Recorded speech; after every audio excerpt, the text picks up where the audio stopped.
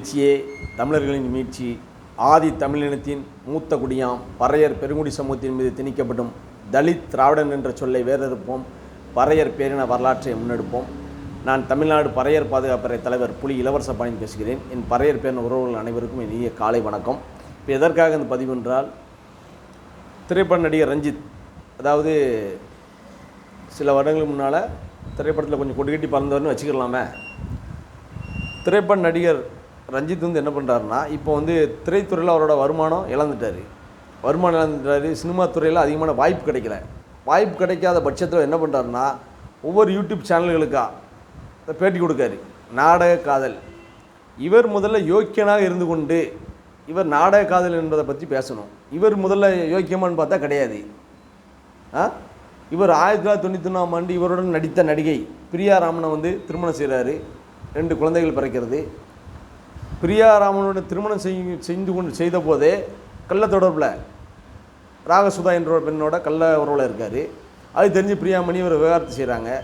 இப்படி பிரியாமணி ஒரு பிராமண பெண்ணாக இருக்கக்கூடிய பிரியாமணியை நீங்கள் நாடக காதல் செய்து, அது நாடக காதல்னு சொல்ல முடியும். நாடக காதல் செய்து திருமணம் செய்த நீங்கள் நாடக காதலை பற்றி பேச எந்த அருகதையும் கிடையாது.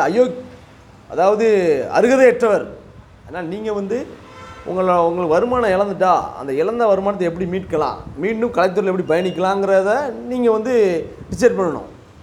ஒவ்வொரு நடிகரையாக பாருங்கள், இயக்குனரை பாருங்கள், உங்கள் கலைத்துறையில் வாய்ப்பு கேளுங்க. அதை விட்டு நாடக காதல் அப்படிங்கிற ஒரு இதை கையில் எடுத்துக்கிட்டு ஒவ்வொரு சேனலுக்காக பேட்டி கொடுத்துட்டு நீங்கள் யோக்கியனாக இருந்தால் இதை பற்றி பேசலாம்.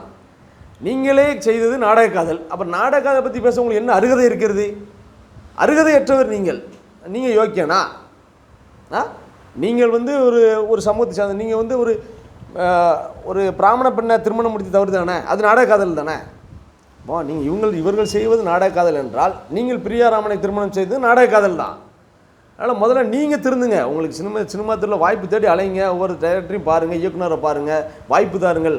நான் உணவுக்கு வழி இல்லாமல் கூட இருக்கேன், எனக்கு வாய்ப்பு தாருங்கள். உங்களுடைய நிலையை எடுத்து கூறி அவங்கள்ட்ட வாய்ப்புக்கு தேடுங்க, வாய்ப்பு கேளுங்க.